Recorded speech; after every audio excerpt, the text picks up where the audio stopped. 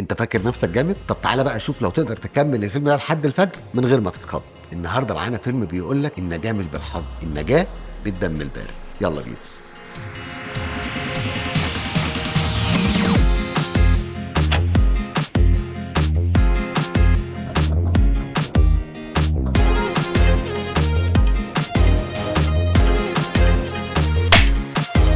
الفيلم بيحكي لك عن شويه شباب رايحين في رحله فوق الجبل، فجاه بيلاقوا نفسهم في بيت مهجور، وشويه شويه بيكتشفوا ان كل غلطه ممكن تكلفهم حياتهم، ولو ماتوا ما تقلقش، الفيلم كريم وبيديهم فرصه تانية. كل المطلوب منك تكمل لحد الفجر من غير ما تصرخ. يلا بينا نشوف. بص يا معلم، البدايه واعده جدا. المخرج عرف ازاي يبني رعب كلاسيكي حلو مع شويه لمسات مرحه وخفيفه، بس بعد شويه حسيته كأن اللي ماسك الكاميرا بيقول يلا بقى نخلص ونروح. الرعب بقى مألوف شويتين وفقدنا عنصر المفاجاه. الشخصيات دول محتاجين كتالوج عشان تعرف تتعامل معاهم، كلهم شباب مستفز وتحب تشوفهم وهم بيتعاقبوا، بس برضه لازم نعترف ان الاداء بتاعهم كان متماسك.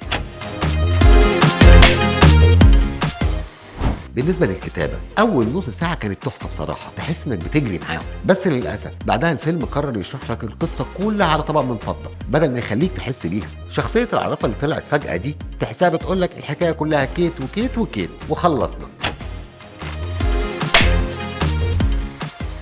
التصوير في الرعب هنا كان جامد جدا، خصوصا لما الكاميرا تتحرك وراك كانك داخل في حاجه وانت مش عايز تشوفها. الله، امال الفيلم وقع في ايه؟ الفيلم وقع لما قرر يريح دماغه ورمى كل التوتر اللي بناه في اول النص، لانه بقى معتمد على الشرح والتخويف التقليدي، ونسينا فكره ان كل قرار مهم معناه حياه او موت. باختصار الفيلم كان جامد وبعدها خبط في صخره وخد له غطس محترم ما قبش منه.